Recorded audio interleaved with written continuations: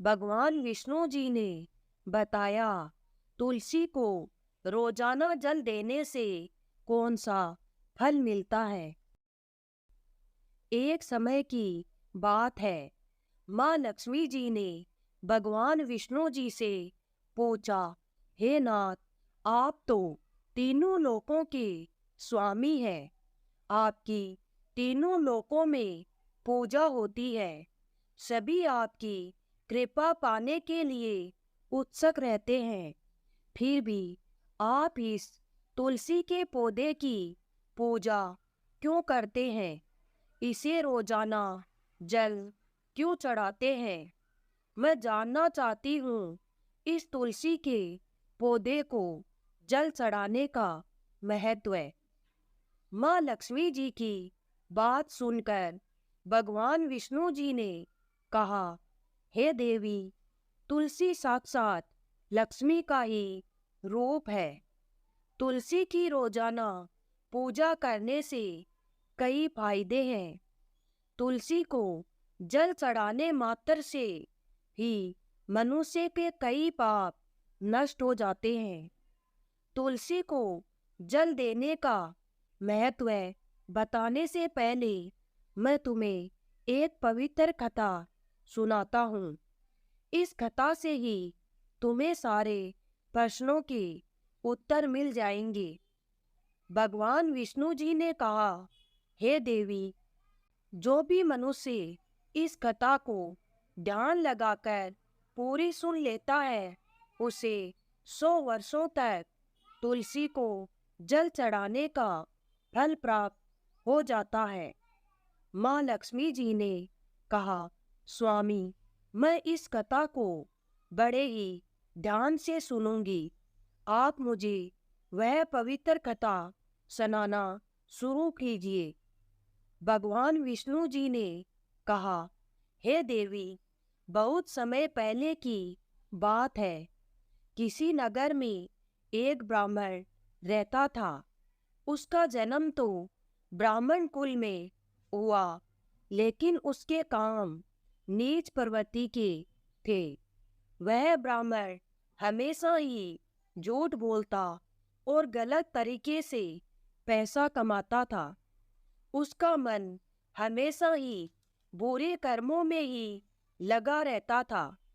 वह सदैव ही जुआ, वेश्यावृत्ति और चोरी करने में ही लगा रहता था। उसने अपने जीवन में कभी भी कोई पुण्य के काम नहीं किए और ना ही शास्त्रों का अध्ययन किया। ब्राह्मण होते हुए भी कभी पूजा पाठ नहीं किया। सदैव ही उसका मन दूसरों के धन पर लगा रहता था और वह दिन में जो भी धन कमाता, उसे रात्रि में जुआ और वेश्यावृत्ति में उड़ा दिया करता। इस तरह वह ब्राह्मण अपने जीवन को पाप कर्मों में ही गुजार रहा था। उसने अपने मुख से कभी भगवान का नाम भी नहीं लिया और न ही कभी देवी देवताओं का पूजन किया। इस तरह से पाप करते हुए उसे कई वर्ष बीत गए। फिर वह ब्राह्मण कुछ खरीदारी करने के लिए एक नगरी में जा पहुंचा। उस नगरी के पास में गंगा नदी बहती थी और उस नदी में स्नान करने के लिए दूर दूर से लोग आया करते थे। फिर वह ब्राह्मण गंगा जी के किनारे एक आश्रम में ठहरता है। आश्रम में अनेक विद्वान ब्राह्मण प्रतिदिन पुराणों का पाठ तथा भगवान की भक्ति में लीन रहते थे। वह ब्राह्मण भी ढोंग करता हुआ वहीं पर उनके साथ रुक गया। उन विद्वानों के साथ रहकर उसे भी भगवान का नाम लेने का अवसर मिल रहा था। वह उसी स्थान पर कुछ दिनों के लिए रुक गया। वहां पर आए हुए लोगों ने गायों का पूजन करके ब्राह्मणों को भोजन कराया तो उस ब्राह्मण ने भी उनके साथ बैठकर भोजन किया और भगवान का प्रसाद ग्रहण किया। वहीं पर उस आश्रम में तुलसी का पौधा था। वह ब्राह्मण जाने अनजाने उस तुलसी के पौधे में पानी डालता था। उसके मन में कोई विचार नहीं था कि वह क्या कर रहा है। वह प्रतिदिन सुबह उठकर बाल्टी में पानी लेकर तुलसी के पौधे में डालता था। यह उसका रोजाना का नियम बन गया था। फिर एक दिन की बात है, वह आश्रम में सोया हुआ था। तभी अचानक उसके पास एक काला सांप आया और उस काले सांप ने उसे नींद में ही डस लिया और थोड़ी ही देर में उस ब्राह्मण की नींद में ही मृत्यु हो गई। और जब सुबह दूसरे ब्राह्मणों ने उसे उस अवस्था में देखा तो उन्होंने उसके मुख में तुलसी पत्थर और तुलसी का जल डाल दिया। फिर उन ब्राह्मणों को पता चला कि उसकी तो मृत्यु हो चुकी है। तब वहां पर यमदूत आते हैं और उस ब्राह्मण को पकड़कर यमलोक ले जाने लगते हैं। रास्ते में जाते समय वह ब्राह्मण विलाप करने लगा और यमदूतों से कहने लगा, हे यमदूतों, मुझे कहाँ ले जा रहे हो और मेरी मृत्यु किस कारण से हुई है। तब यमदूत कहने लगे, हे ब्राह्मण, तुमने जन्म से लेकर मृत्यु तक बहुत पाप कर्म किए हैं और तुम्हारे पापों के कारण ही तुम्हें एक काले सर्प ने काटा है और उसकी वजह से ही तुम्हारी मृत्यु हुई है। और अब हम तुम्हें यमपुरी लेकर जा रहे हैं। वहां पर यमराज तुम्हारे पाप कर्मों का लेखा जोखा देखेंगे और निश्चित ही तुम्हें घोर नरक में डालेंगे। फिर वो ब्राह्मण फूट फूट कर रोने लगा और उन यमदूतों से माफी मांगने लगा, किंतु यमदूतों को उस पर जरा भी दया नहीं आई और वे उसे मारते हुए यमलोक ले गए।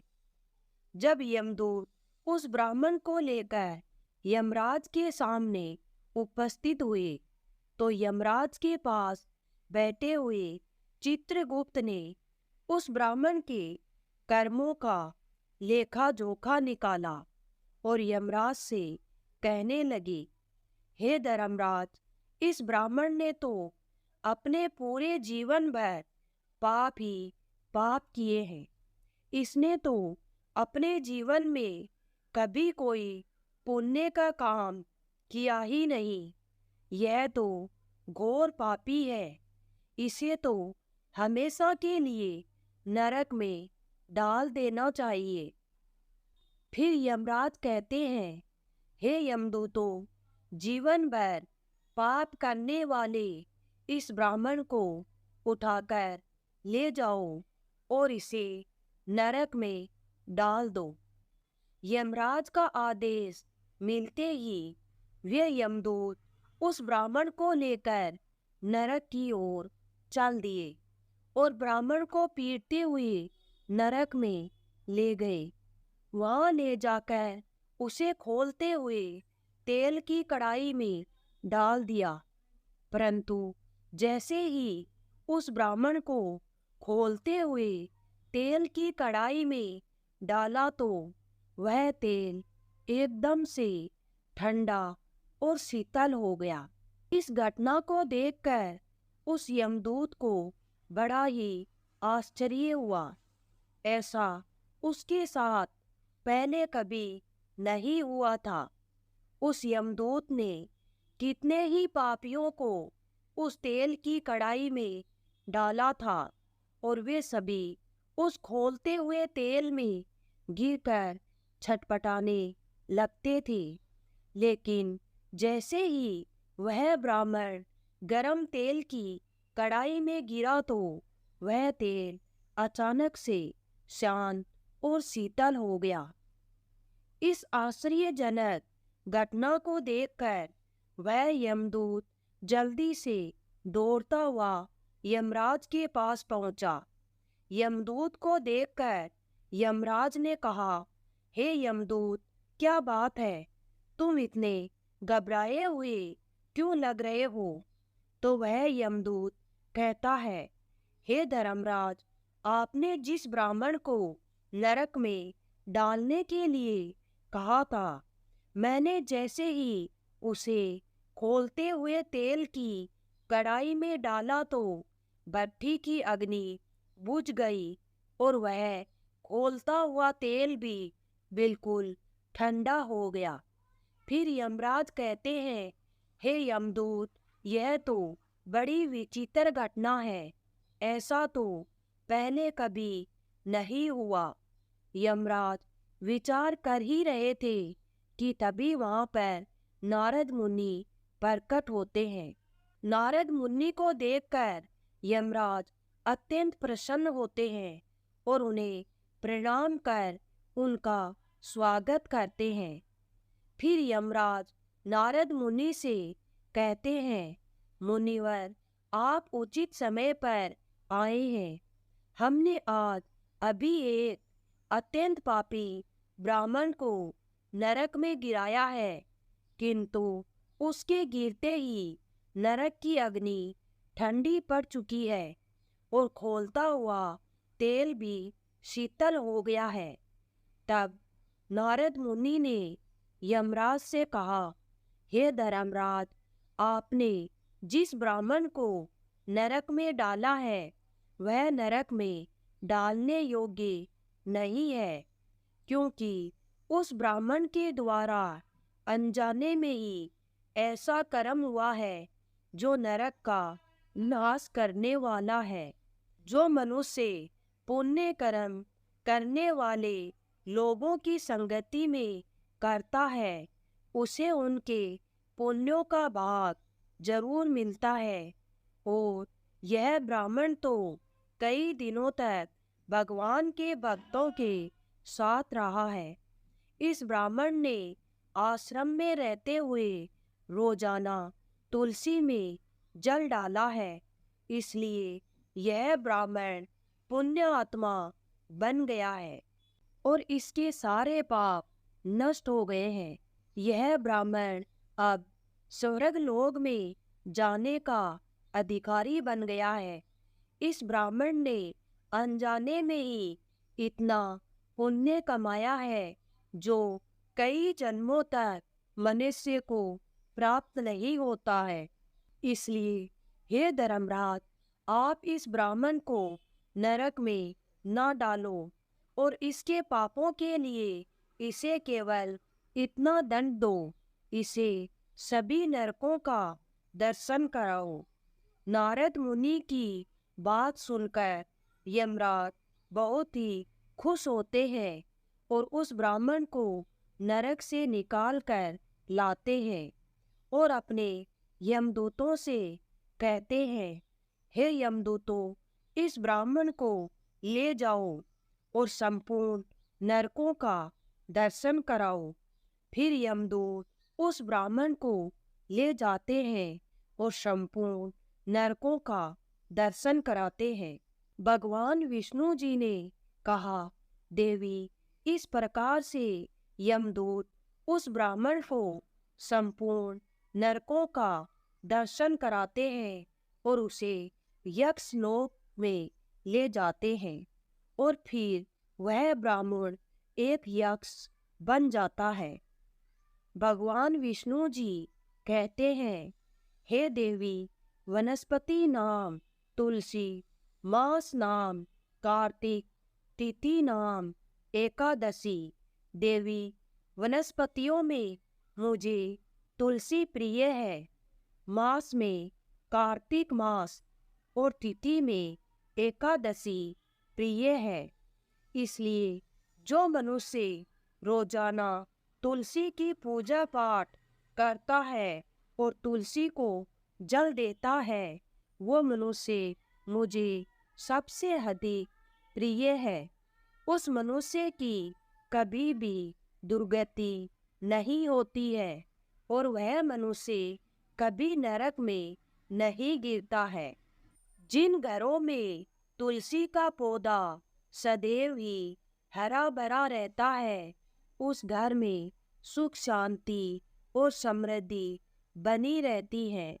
भगवान विष्णु जी कहते हैं, हे देवी, मेरी पूजा में और मुझे चढ़ाए जाने वाले भोग में तुलसी के पत्तर अवश्य होने चाहिए, क्योंकि तुलसी पत्र के बिना मैं किसी भी प्रकार का भोग स्वीकार नहीं करता हूँ।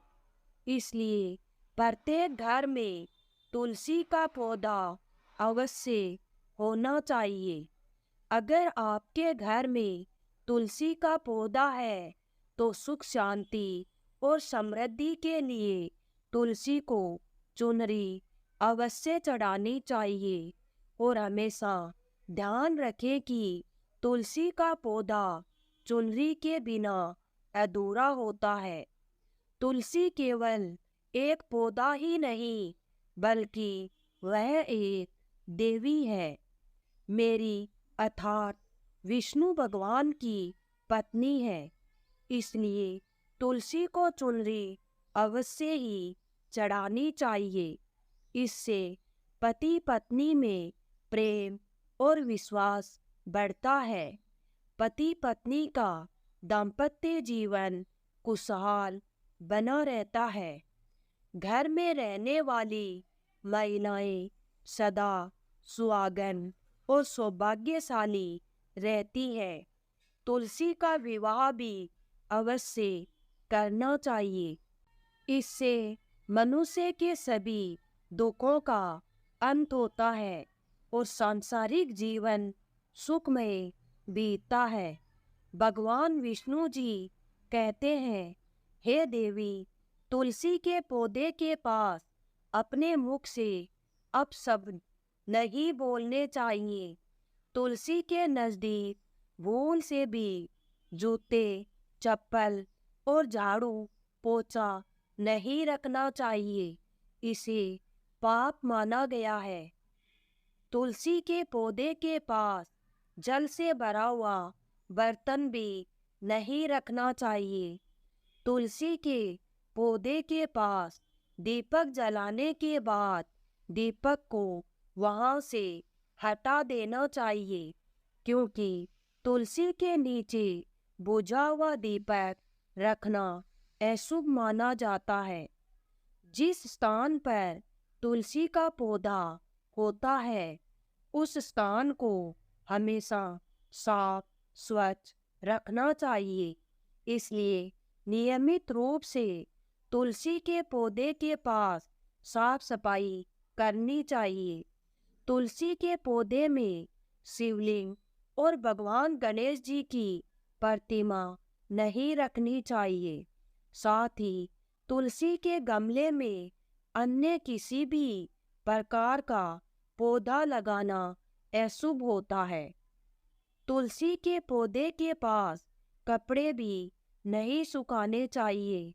इससे कपड़ों का गंदा पानी तुलसी के पौधे पर गिर सकता है। हमेशा ध्यान रखें कि तुलसी के पत्र को नाखून से नहीं तोड़ना चाहिए। इससे तुलसी का अपमान होता है।